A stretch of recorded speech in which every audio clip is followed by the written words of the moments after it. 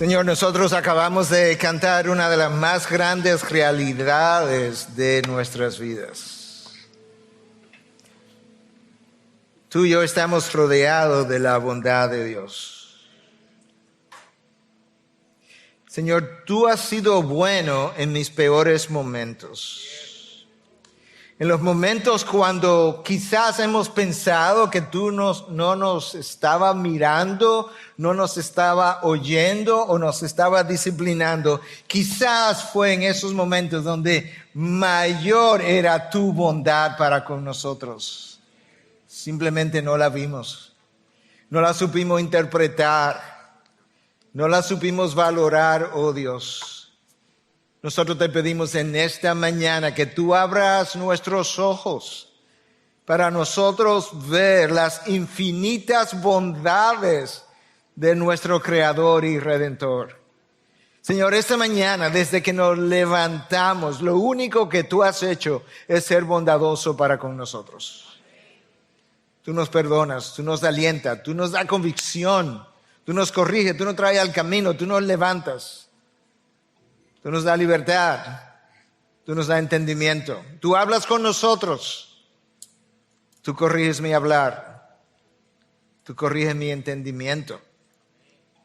Y lo haces una y otra vez, una y otra vez, una y otra vez. No te cansas.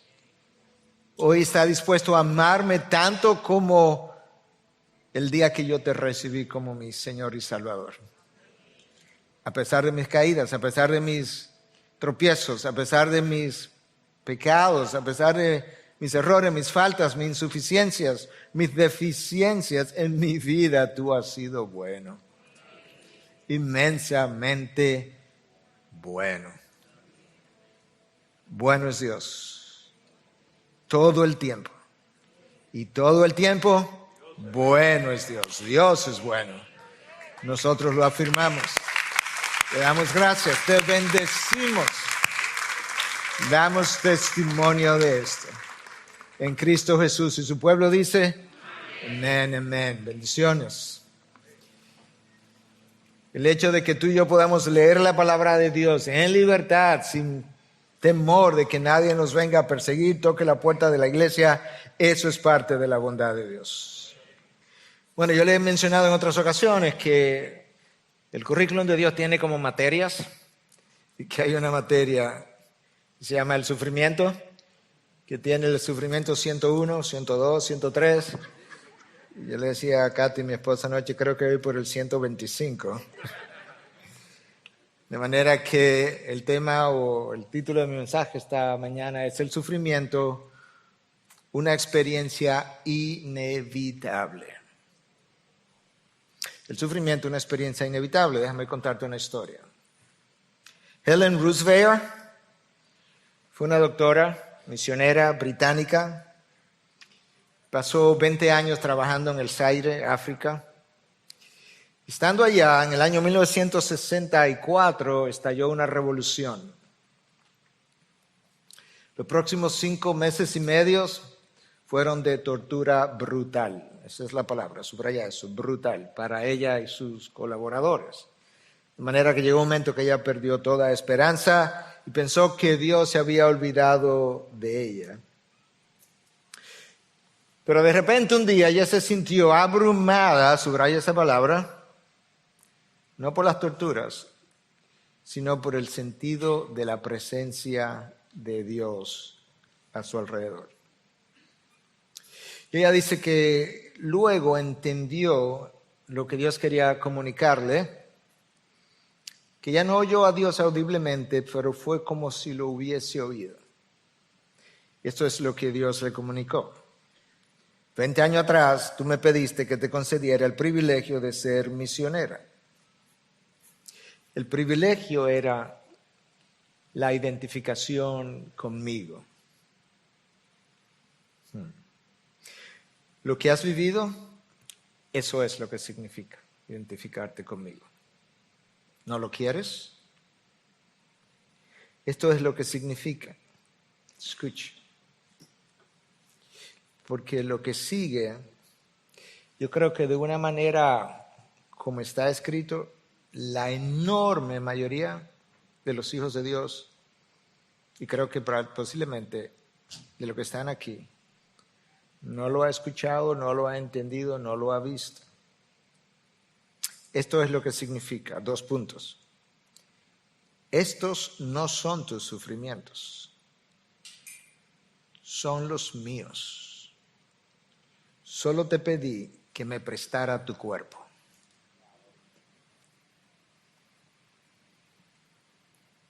Esos no son tus sufrimientos. Está en la palabra revelado de esa manera. Pablo le llama los padecimientos de Cristo son nuestros. Y los nuestros son suyos. Solo te pedí que me prestara tu cuerpo. Cuando uno pasa a través de circunstancias como esas, usualmente los profesionales de la conducta humana describen 4 etapas. Negación, donde tú no puedes creer que esto te haya acontecido a ti. Es difícil entrar en una etapa de negación, en una experiencia como la que Roosevelt tuvo, pero personas que reciben un diagnóstico de cáncer, lo hemos visto una y otra vez, y otro tipo de diagnóstico, al principio no, los doctores se equivocaron, literalmente hablando. La segunda etapa es la etapa de la ira. Quizás esta sea la peor de todas. Porque frecuentemente hay una ira contra aquellas personas que él o ella entiende son culpables de su sufrimiento. Y esa persona puede incluir el médico, yo he estado ahí, puede incluir el pastor, yo he estado ahí, puede incluir el esposo, puede incluir el amigo, puede incluir a Dios. Es más, puede incluir a la persona misma que está sufriendo, que te dice, y yo he estado en esas consejerías más de una vez, yo tengo rabia conmigo misma o conmigo mismo. Esa es la peor etapa. Por lo que Pablo dice en Efesios 4, 26 al 27, enójense pero no pequen, no sea que se ponga el sol sobre su enojo, ni den oportunidad al diablo. El enojo prolongado nos abre puertas enormes y nos hace vulnerables a la influencia de las fuerzas de las tinieblas como ninguna otra expresión del ánimo. La tercera etapa es la depresión. Después de mucho tiempo de ira, nuestras energías emocionales se consumen. No tengo fuerza para pelear. He perdido la esperanza. Todo se ve oscuro. Esto no va a cambiar. La cuarta etapa es donde Roosevelt entró. Es la única etapa bíblica, o es la única etapa que tiene contenido bíblico, es la única etapa madura y es la que corresponde al entendimiento de Dios. Tú y yo necesitamos recordar que las circunstancias por las cuales atravesamos no es algo que Dios ignoró, no es algo que Dios no previó, no es algo que a Dios se le ha ido de la mano, no es ninguna de esas cosas. De manera que tú y yo necesitamos como entender qué es lo que la palabra de Dios dice acerca del sufrimiento en nuestras vidas y continuar viéndolo todo el tiempo como Dios lo ve. Después de la caída de Adán y Eva, todo comenzó a disfuncionar. Tú lo sabes, tú lo vives todos los días. El trabajo, el dolor, el sufrimiento, las precariedades, las desigualdades, los engaños, las desilusiones, las injusticias, pasaron a ser la normalidad de la vida después de Génesis 3. Nosotros estamos en un proceso de restauración, de redención, de rescate. Y en esa tarea, a ti y a mí, nos toca una tarea, un rol que jugar.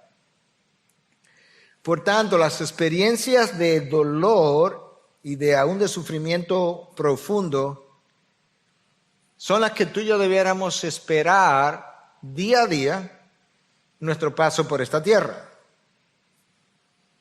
Las experiencias de dolor, de sufrimiento, de dificultad, de pérdidas, es la expectativa con la que debiéramos levantarnos todos los días. De hecho, eso es como Pedro comienza este texto. Te voy a leer, quiero que lo leas conmigo, en su primera carta, capítulo 4, versículo 12 al 19. Recuerda el título del mensaje: el sufrimiento, una experiencia inevitable. Déjame decirlo otra vez para que puedas ver ese título en el primer versículo que voy a leer. El sufrimiento, una experiencia inevitable. Amados, no se sorprendan del fuego de prueba que en medio de ustedes ha venido para probarlos, como si alguna cosa extraña les estuviera aconteciendo. Nada extraño. Es una prueba y es de fuego. Antes bien, en la medida en que comparten los padecimientos de Cristo, ¿lo escucharon? En la medida en que comparten los padecimientos de Cristo, exactamente lo que Dios le dice a Ruth Beer, la doctora: tus sufrimientos no son tuyos, son míos. Te pedí que me prestara el cuerpo. Regocíjense para que también en la revelación de su gloria se regocijen con gran alegría. Si ustedes son insultados por el nombre de Cristo, dichosos son, pues el Espíritu de gloria y de Dios reposa sobre ustedes. Ciertamente por ellos Él es blasfemado, pero por ustedes es glorificado. Que de ninguna manera sufra alguien de ustedes como asesino, ladrón o malhechor o por entrometido. Pero si alguien sufre como cristiano, que no se avergüence, sino que como tal glorifique a Dios. Versículo 17. Porque es tiempo de que el juicio de Dios comience por la casa de Dios. Y si comienza por nosotros primero, ¿cuál será el fin de los que no obedecen el evangelio de Dios? Y si el justo con dificultad se salva, ¿qué será del impío y del pecador? Así que los que sufren conforme a la voluntad de Dios, subraya eso, conforme a la voluntad de Dios, encomienden sus almas al fiel Creador, haciendo el bien. Desde que tú comienzas a leer ese texto, es claro que Pedro le está escribiendo a cristianos. ¿Cómo lo sabemos? Por la manera como él inicia. Amados. Solamente en la palabra de Dios, los autores de los textos se dirigen con ese calificativo a creyentes. Y en el texto hay varias frases que uno pudiera usar para entender mejor cómo Dios ve el sufrimiento y que podamos entender mejor por qué es que mis sufrimientos no son míos, son de Cristo en un cuerpo prestado. Entonces yo lo que quiero hacer en el día de hoy es recorrer varias enseñanzas directamente salida del texto. Enseñanza número 1. Las experiencias de dolor y sufrimiento representan la normalidad en este mundo en que vivimos. Versículo 12. No se sorprendan del fuego de prueba que en medio de vosotros o de ustedes ha venido para probarlos. Las pruebas no debieran ser una sorpresa para nosotros. A la luz de la palabra de Dios es como Pedro dice, es como ustedes actúan, reaccionan como si algo extraño hubiese acontecido. A ustedes se les ha olvidado en qué planeta es que viven. Se les ha olvidado que este es un planeta bajo condenación, en proceso de redención. Se les ha olvidado Génesis 3, que de ahí en adelante nada funcionaría bien. Se le ha olvidado que las condiciones de creación quedaron atrás y ahora estamos en condiciones de corrupción. De manera que nuestra sorpresa ante el dolor solo es muestra de que yo no he entendido la caída del planeta ni la caída de la humanidad. Es más, yo ni siquiera he entendido ni mi propia caída. Porque es mi propia caída que me dificulta procesar las experiencias de la vida. A Cristo no se le dificultó procesarlas. Nosotros necesitamos recordar, entender que la caída es la razón primaria y originaria de todo nuestro dolor. Pero hay algo más. Yo necesito entender, a la luz de lo que Pedro reveló ahí en ese primer versículo, que estas pruebas son pruebas de fuego que vienen, el texto dice literalmente, para probarlos. No dice para condenarlos.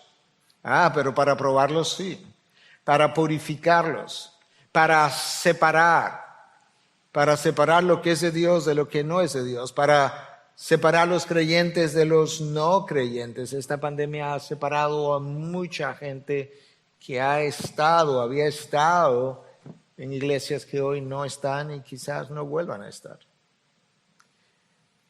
Las pruebas vienen para separar los que tienen una mente puesta en las cosas de la carne y los que tienen una mente puesta en las cosas del Espíritu.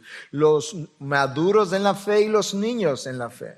Los que tienen una vida egocéntrica todavía viviendo para ellos mismos a pesar de el mandato de parte de Dios en 2 Corintios 5:15, que los que ahora viven ya no vivan para sí, sino para aquel que murió por él.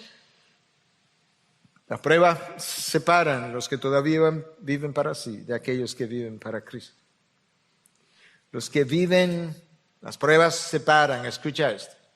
Los que viven para quejarse de la vida y los que viven para glorificar a Dios en aquellas cosas que hacen que otros se quejen.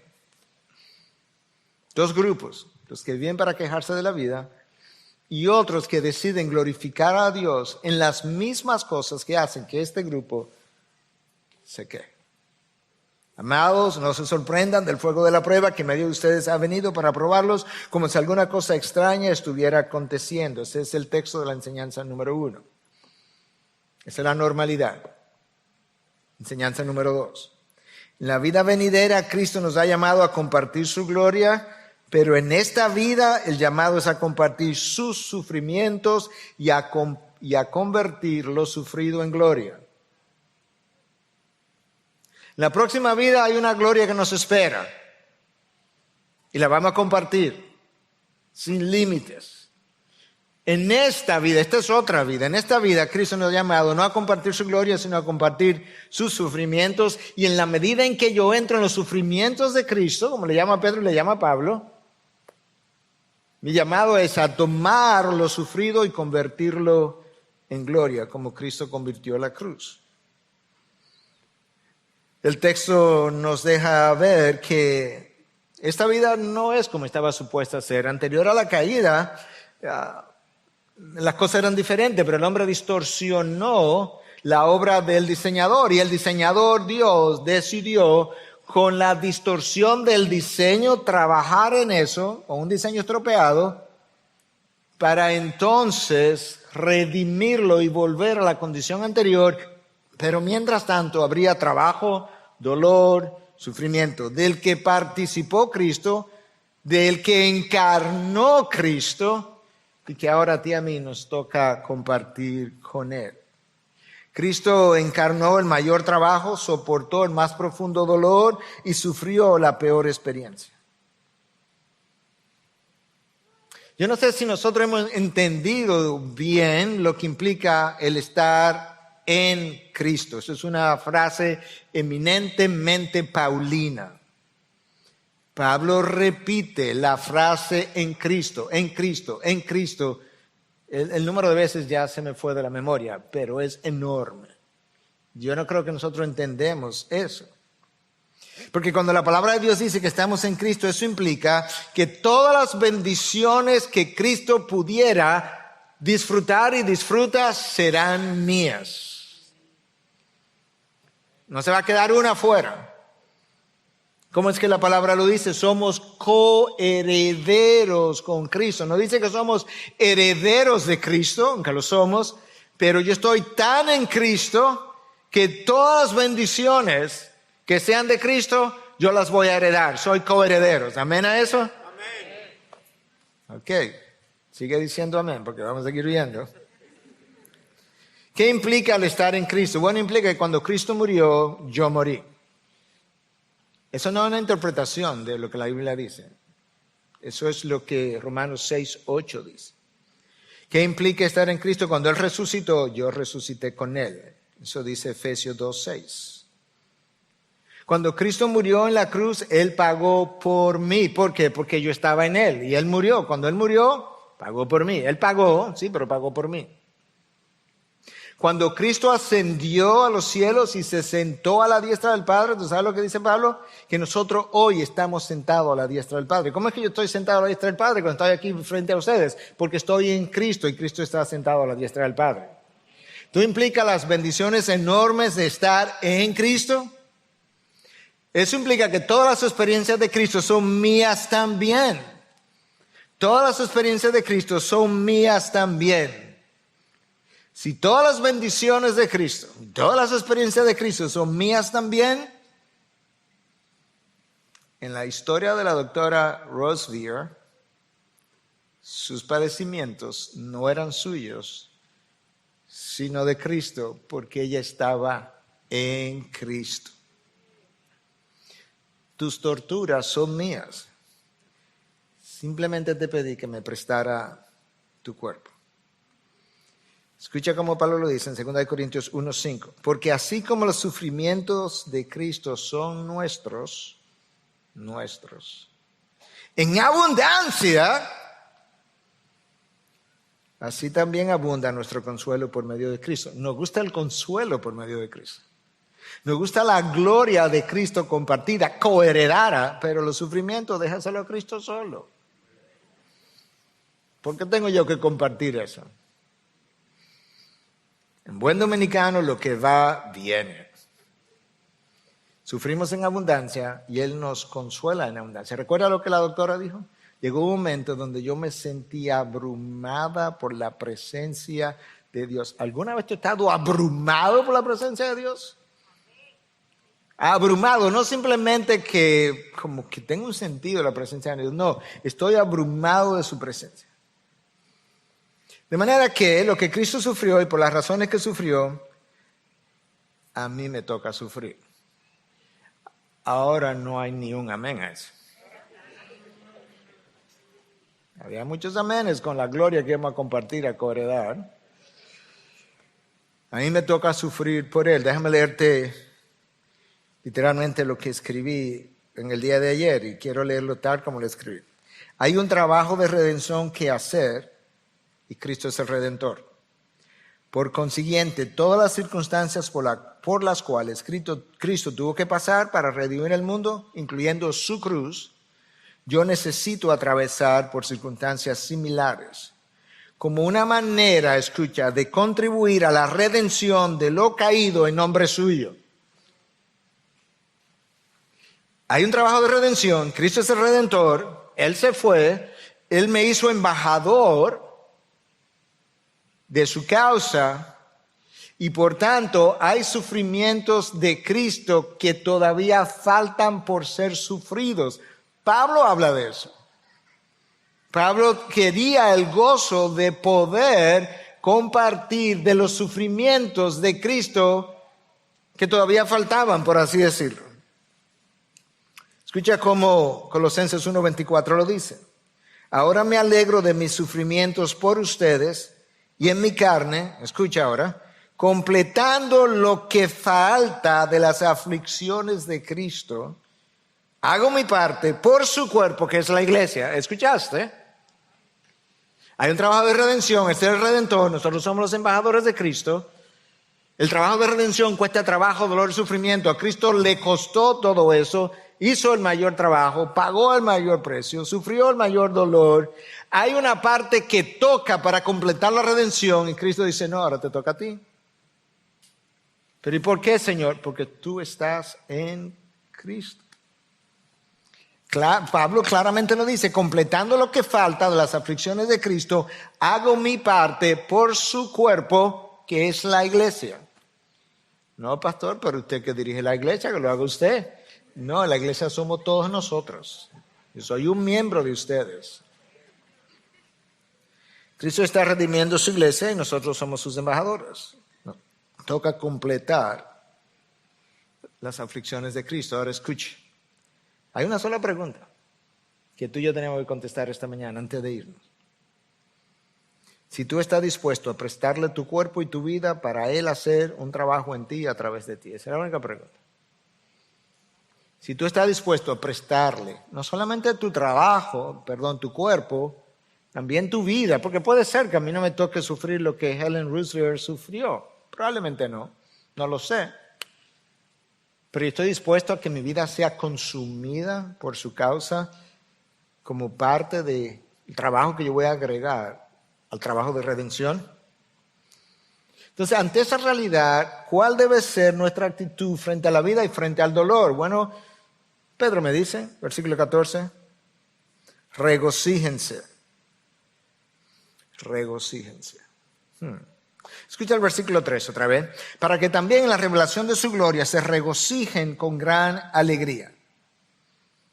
Pedro entiende que mi regocijo no debe esperar hasta que el reino de Cristo sea instaurado. Que mi regocijo no debe esperar hasta que llegue la consumación de los tiempos o hasta la revelación final, sino que mi regocijo hoy debe ser una anticipación, mi regocijo parcial, porque el regocijo completo será en gloria, debe ser hoy una anticipación del regocijo que yo tendré en gloria, y pensando en eso, esa debe ser mi motivación para continuar haciendo y contribuyendo a los sufrimientos de Cristo. Cristo, Hebreos 12:2 dice que por el gozo puesto delante de él, ahí está, Cristo sufrió, toleró, soportó la cruz. En otras palabras, la cruz estaba aquí atrás, el gozo estaba allá adelante. No me voy a enfocar en esto que está aquí atrás, en el madero donde me tienen clavado, eso está atrás. Yo estoy enfocado en el gozo hacia el cual yo estoy caminando, y de esa manera tú y yo necesitamos caminar y correr también. El gozo delante es la motivación del dolor detrás. Déjame recordarte esto otra vez, que hemos dicho en otras ocasiones. No hay corona sin cruz,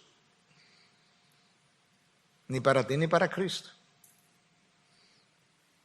Él fue coronado como lo que él hoy es después de la cruz. No hay gloria sin vergüenza, ni para ti ni para Cristo. No hay regocijo sin lágrimas. No hay resurrección sin muerte.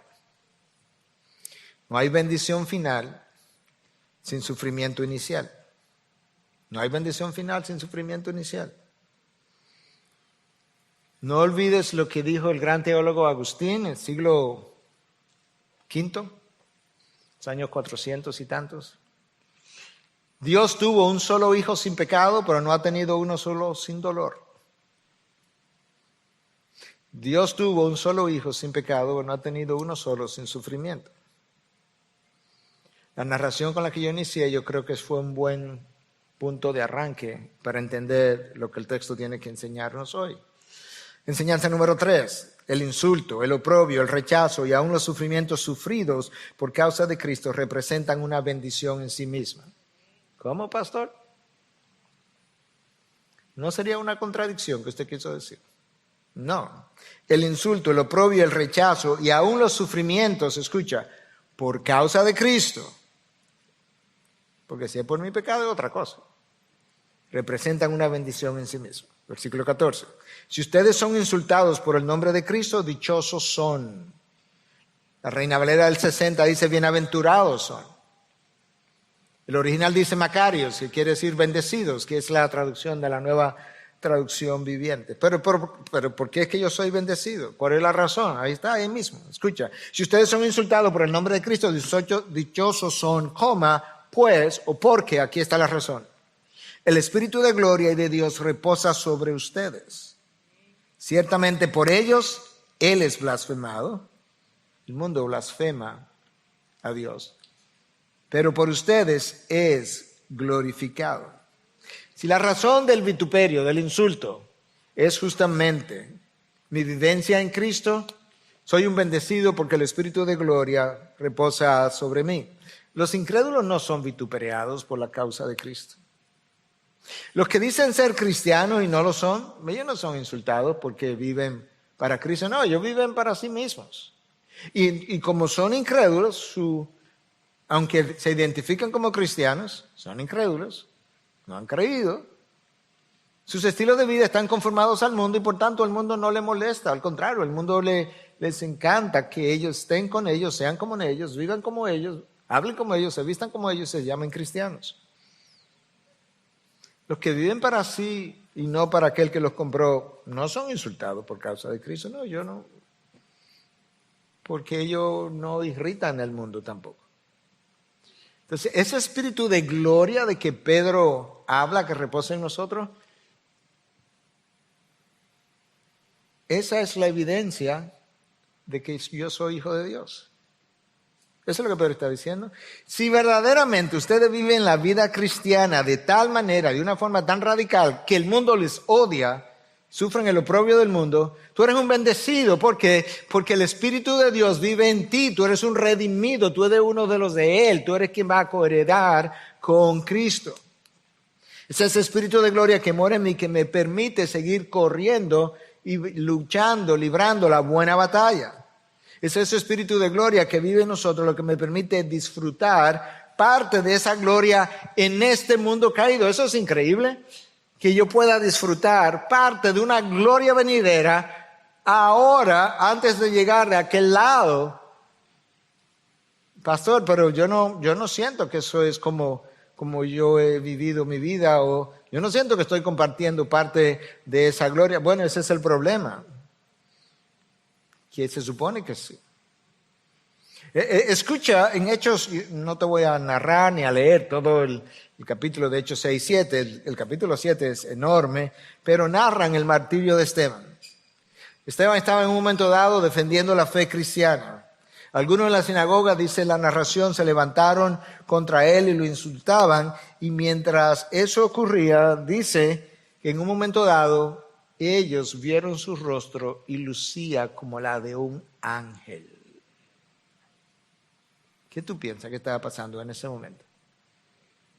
Que el Espíritu de gloria que moraba en él resplandeció en gloria.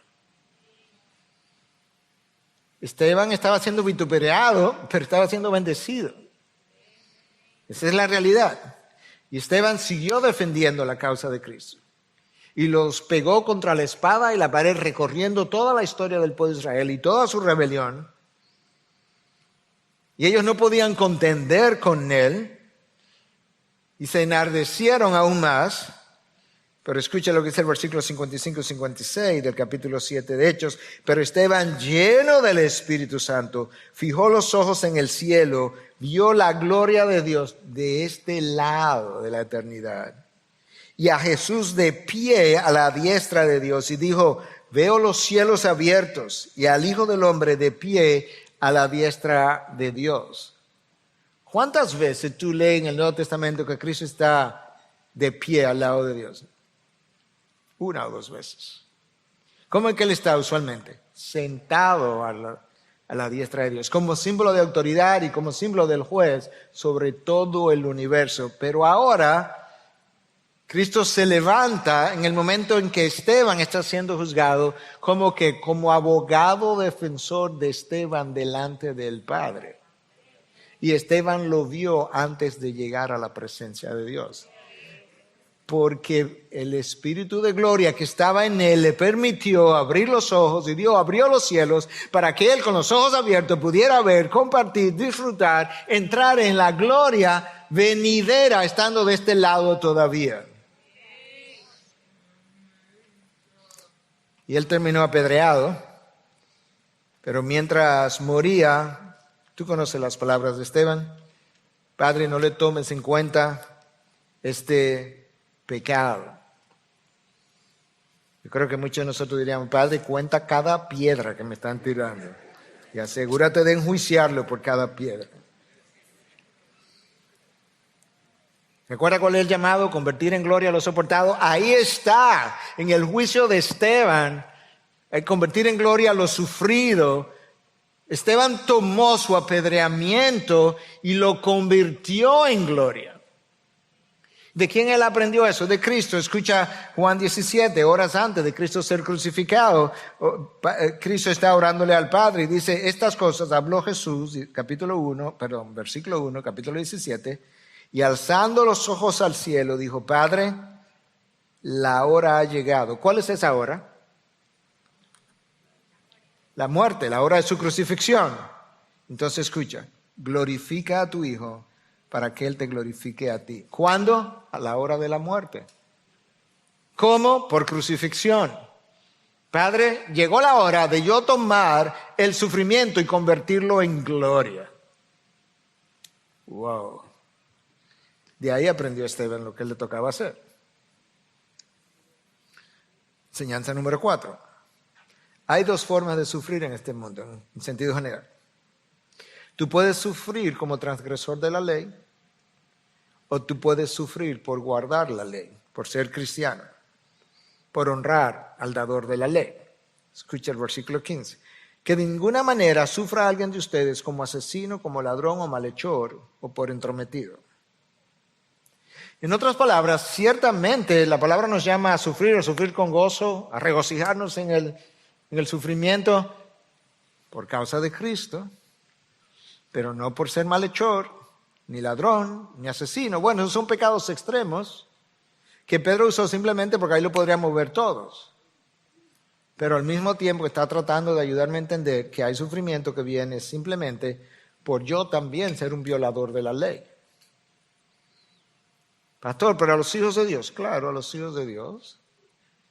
Desde el Pentateuco hasta Apocalipsis, Aarón tuvo que sufrir la muerte de sus 2 hijos carbonizados mientras ellos adoraban a Jehová por haber deshonrado a Dios en la adoración. Sansón lo esperamos ver en gloria, porque de Sansón habla el libro de Hebreos. Pero tuvo que sufrir por su lujuria. Murió con los ojos sacados incluso. David tuvo que sufrir enormemente por su pecado con Betsabé. De manera que nosotros podemos sufrir como cristianos por causa de Cristo, o podemos sufrir por causa nuestra. Ahora, el énfasis de Pedro es este, versículo 16. Pero si alguien sufre como cristiano, ahí está, que no se avergüence, sino que como tal glorifique a Dios. Hay un llamado a no avergonzarnos, hay un llamado a no hacer lo que lamentablemente Pedro hizo y que nos dejó de ejemplo, que a la hora de ver el sufrimiento acercarse, negó a Cristo. Eso es negar a Cristo, eso es avergonzarte de la causa de Cristo. Y Pedro está diciendo, si a alguno le toca sufrir como cristiano, no se avergüence, no eche para atrás, no niegue la causa, no baje la bandera. No diga, no, yo estaba relajando, yo era cristiano, pero yo realmente pues, no soy. Pablo le escribe a Timoteo. Pablo, cuando tú lees la segunda carta de Pablo a Timoteo, es una carta intensa, es una carta personal, es una carta final. Ya no hay tercera de Timoteo. Este es el último documento de Pablo antes de morir. Y en esa carta, Pablo estaba preocupado. Tú puedes sentir la preocupación de Pablo de que Timoteo, a quien Pablo le llevaba como 30 años, se pudiera retractar a última hora. Y Pablo le escribe en 1:8 de esa carta, le dice, por tanto, no te avergüences del testimonio de nuestro Señor, ni de mí, prisionero suyo. ¿Te das cuenta? Pablo dice, yo estoy en cárcel. Pablo estaba en una cárcel ahí, la última cárcel de Pablo en Roma. Pablo estuvo en cárcel 2 veces en Roma, esta es la última, la segunda. Y dice, yo soy un prisionero, no de Nerón, no del Imperio Romano, no de Cristo. ¿Por qué? Porque yo estoy en Cristo. Y si estoy en la cárcel, estoy en Cristo, estoy en una prisión suya. Si no, escucha, participa conmigo en las aflicciones por el Evangelio según el poder de Dios. Participa conmigo, Timoteo, en las aflicciones que todavía restan, que todavía quedan por el Evangelio, y participa según el poder de Dios. En otras palabras, si vas a participar en el poder de la carne, te vas a quejar, vas a sufrir, vas a llorar, vas a gritar, vas a estar cobijándote continuamente. Pero sabes que no estás supuesto a ser así, estás supuesto a pasar por las aflicciones conforme al poder de Dios. Ese es el poder del Espíritu de gloria que mora en ti. Por eso nos dieron el Espíritu de gloria. Seréis mis testigos. En el original dice, seréis mis mártires. En Jerusalén, en Judea, en Samaria y hasta los confines de la tierra. ¿Y cómo? Te hice un anuncio, pero ¿sabes qué? Te hice un anuncio porque va a vivir una realidad después que el poder descienda de los cielos. Cuando bajó el Espíritu de Dios. Por eso es que Pablo le está diciendo a Timoteo, según el poder de Dios, no te avergüences. Enseñanza número 5. Creyentes y no creyentes están sujetos al juicio de Dios. ¿Cómo? El siglo XVII. Porque es tiempo de que el juicio comience por la casa de Dios. Y si comienza por nosotros primero, ¿cuál será el fin de los que no obedecen al Evangelio de Dios? La mayoría de ustedes, la enorme mayoría de ustedes no está consciente de lo que le está ocurriendo a la iglesia en Norteamérica. Pero es no solamente triste, es extremadamente doloroso verlo. Nosotros somos la hermana del sur. Que su historia nos sirva de advertencia a nosotros. Se ha hablado mucho de si esta pandemia representa o no representa el juicio de Dios, y pocos se atreven a decir una cosa u otra porque obviamente no somos Dios para afirmarlo. Yo estaba en una conferencia internacional reciente, no una conferencia, un conversatorio con líderes de 6 localidades distintas del globo terráqueo vía Zoom. Y la idea era conversar con John Piper.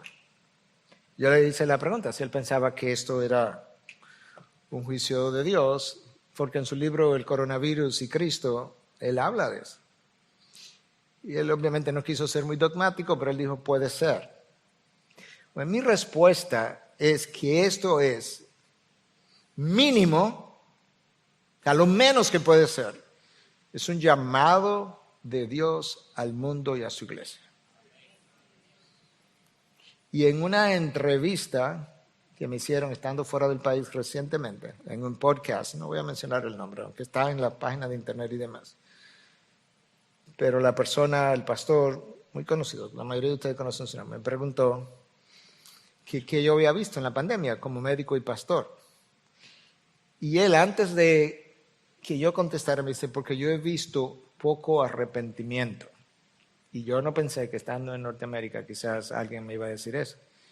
Yo dije, bingo, exactamente. El llamado de atención, para muchos incluso en el momento de los cierres y demás, pasó a ser un llamado a la diversión. Mucho entretenimiento, mucho comer y beber. Pero ciertamente la iglesia, de diferentes ángulos, tú puedes ver por qué y cómo es que sufre juicio.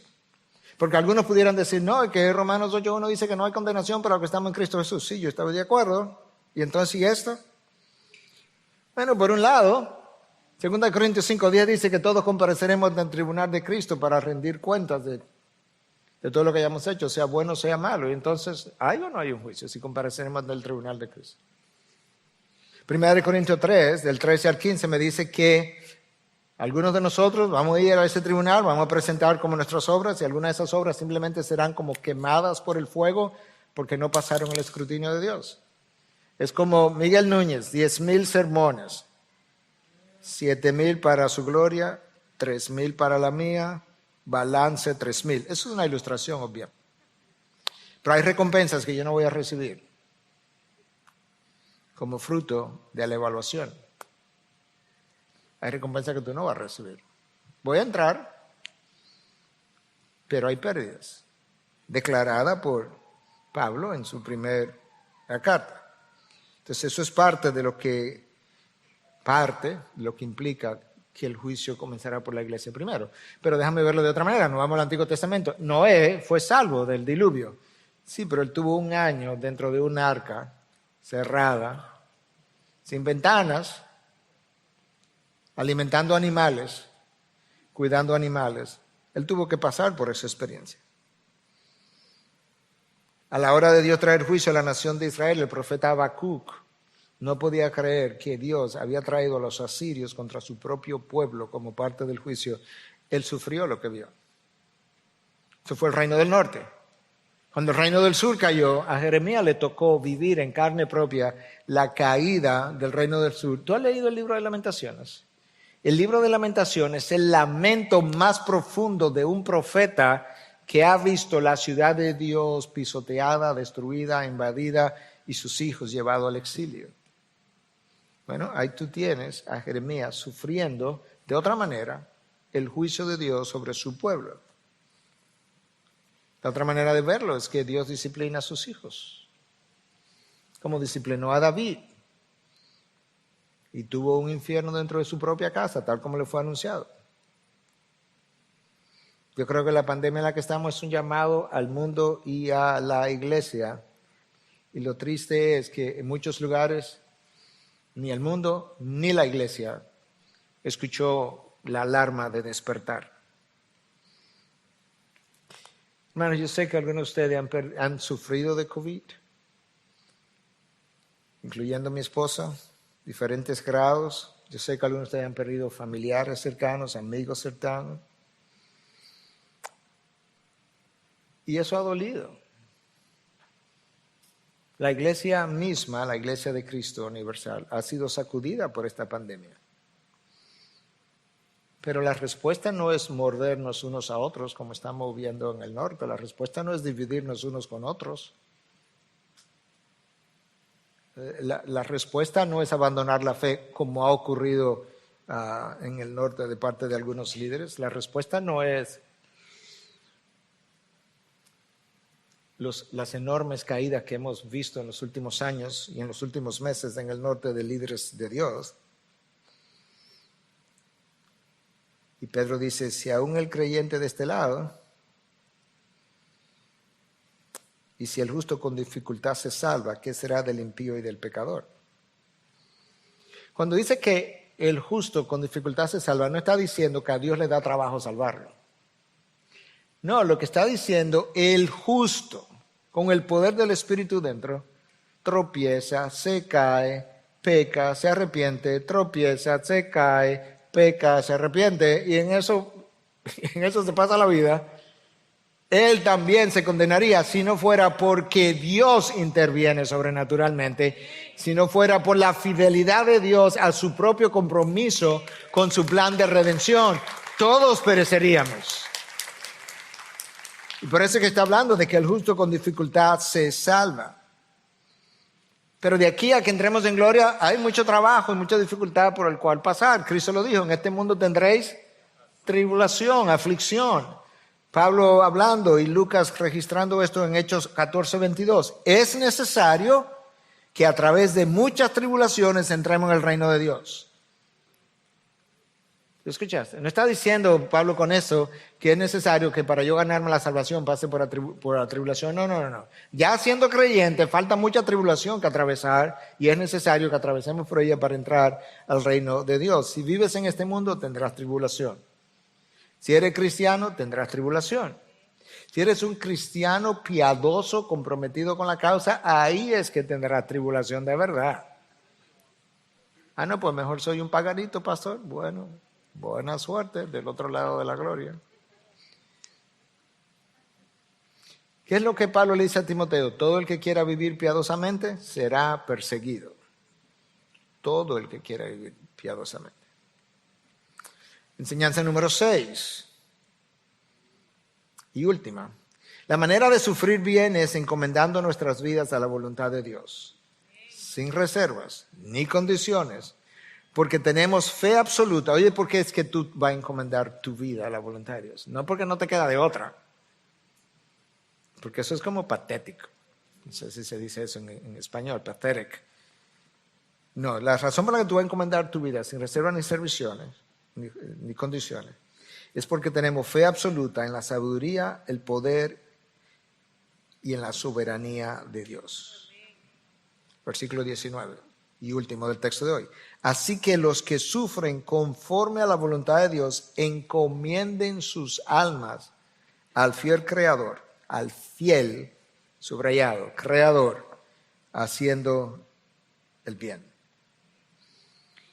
Si sufre conforme a la voluntad de Dios, implica que mi sufrimiento no es por lo que un Sansón hizo, no es por mi pecado, es un sufrimiento por la causa de Cristo, por ser cristiano.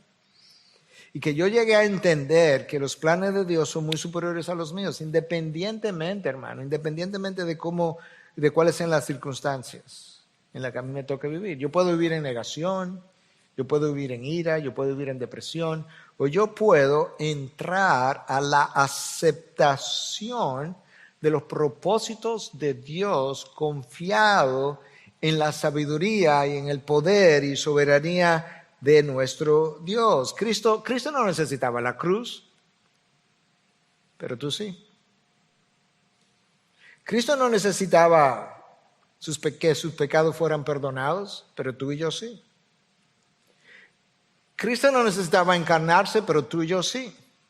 ¿Y sabes qué? Que quizás hay cosas que yo no necesito necesariamente, que lo dudo, pero quizás hay alguna cosa que yo no necesito, pero ¿sabes qué? Quizás el otro sí.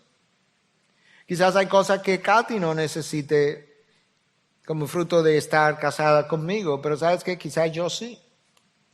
Entonces Cristo puede entrar en la encarnación, ir a la cruz, pasar los padecimientos para sufrir cosas que Él no necesitaba, pero por causa del proceso de redención, pero tú y yo no estamos dispuestos a hacerlo. No. ¿Sabes lo que el Hijo hizo? El Hijo, es una ilustración, le prestó su vida al Padre para que el plan de redención pudiera ser llevado a cabo. Y la pregunta es si tú y yo estamos dispuestos a contribuir a llenar los sufrimientos de Cristo en la medida que Él continúa llevando a cabo sus propósitos. Los planes de Dios, tú y yo tenemos que estar de acuerdo que los planes de Dios son muy superiores a los míos. Y si estamos de acuerdo, ¿por qué es que luchamos tanto con la voluntad de Dios? ¿Por qué es que nos rebelamos tanto? ¿Por qué no estamos de acuerdo con Él continuamente? Hermano, tú le pides cosas a Dios que Dios no te da, pero oye una cosa, Dios te da. No hay una sola vez que tú hayas pedido que no te haya dado. Escúchame, pero vete al paso ahora. ¿Ok? Cristo dijo, el que pide, recibe. Al que toca, se le abrirá. Garantías. Sí, pastor, pero yo le pido y no me da lo que yo quiero. Eso es otra cosa. Cristo no dijo, pide que te voy a dar lo que quieras. Ahora, si tú entiendes el carácter de Dios verdaderamente, si tú conoces al Dios que se ha revelado aquí, tú tienes que aceptar, afirmar, aplaudir el hecho de que cada vez que Dios te da algo en respuesta a una oración, lo que Él te da es muy superior a lo que le estaba pidiendo. O Dios no es Dios. Muy superior. Pero es el que pide, recibe. Pero recibe lo mejor de lo que esa petición pudiera estar esperando. Es que no creemos el carácter de Dios, o no lo conocemos. Los que sufren conforme a la voluntad de Dios encomienden sus almas al fiel Creador. ¿Por qué? Porque Dios hace las cosas conforme a consejo de su voluntad. Eso es Efesios 1:11. Todas las cosas Dios las hace conforme al consejo de su voluntad. Daniel nos ayuda a entender en 4:35, dice, Él, Dios, actúa conforme a su voluntad en el ejército de los cielos y entre los habitantes de la tierra. Escucha, nadie puede detener su mano ni decirle, ¿qué has hecho? Yo sufrí una pérdida, lo que tú quieras. ¿Qué tú has hecho? Porque Dios pudiera decirme, ¿y tú? Además, el barro no puede cuestionar al alfarero. Paul Tripp, en su último libro, nos dice algunas cosas acerca de la forma como nos quejamos, que yo compartí ya con como 150 líderes de nuestra iglesia hace un par de semanas atrás. Escucha lo que Tripp dice. Una queja horizontal, que son todas nuestras quejas, es una queja contra aquel que ejerce señorío sobre las circunstancias. Uy. ¿Te quejaste ayer? ¿Contra qué? Contra Dios. Y él dice lo siguiente, él dice, lo que sigue ahora, él mismo dice, es mortal. Es una frase, una palabra que usan mucho los jóvenes. No, eso estaba mortal. Bueno, Tripp dice de su propia afirmación, esto que viene ahora es mortal. Bueno, aquí dirían el final. O el final. Escucha ahora lo que él dice. Una vida de quejas, en silencio o no, en otras palabras, yo pudiera vivir una vida de quejas ni sin hablar. Afecta o altera tu confianza en la sabiduría, la bondad y la fidelidad de Dios. Claro, porque ¿quién es que te tiene ahí, mi Dios? Hermano, ¿quién es que me tiene donde me tiene? Dios. Y él decía entonces, una comunidad de líderes, en este caso una comunidad de ovejas, que desarrollan una cultura de queja, está en peligro espiritual. en el desierto. Si lee la historia del Éxodo, mucha gente murió. En un día, 24,000 cayeron por quejas. Creo que ese es el número, puede estar equivocado. Pedro cierra su texto diciendo, así que los que sufren conforme a la voluntad de Dios encomienden sus almas al fiel Creador haciendo el bien. Pablo dice en 1 Corintios 4:12, cuando nos ultrajan, bendecimos. Cuando somos perseguidos, los soportamos. Cuando hablan mal de nosotros, tratamos de reconciliar. O sea, ¿qué es lo que te pasa, hermano? Tranquilo, no tienes que pelear. Yo decía en estos días, en un tweet, yo decía, estoy consciente, no estoy de acuerdo con todo lo que se publica, estoy consciente de todo lo que se me critica. En ambos casos, no tengo ni que responder, ni tampoco irritarme. Es el orgullo que se irrita y se hiere. Es la humildad que perdona. Y cerraba el tuit diciendo, ten paz, tranquilo, quédate reconciliado. Un afán por responderle a todo el mundo que escribe algo con lo que yo no estoy de acuerdo.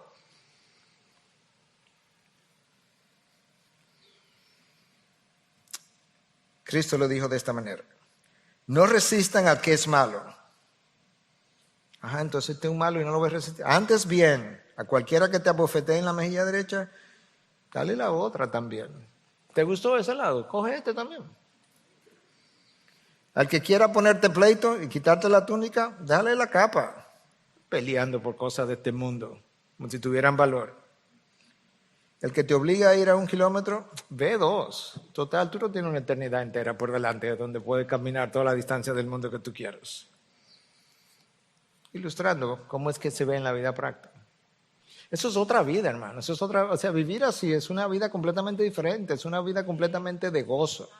En vez de ser una vida como de dolor, de sufrimiento y de lo que me falta y lo que no tengo, es una vida de gloria. ¿Por qué? Porque todo lo sufrido lo convierto en gloria por causa de Cristo y porque es un privilegio completar las aflicciones que faltan, las aflicciones de Cristo que todavía faltan por llenar. Un enorme privilegio. Por eso es que Pablo dice a los filipenses que a vosotros se les ha concedido el privilegio de creer en Cristo, pero también de sufrir por Él. ¿Cuáles? Sus aflicciones. Señor, aquí está mi cuerpo, aquí está mi vida. Tú no tienes ni que pedirme la prestada porque es tuya. Simplemente úsala y haz lo que tú quieras. Padre, gracias.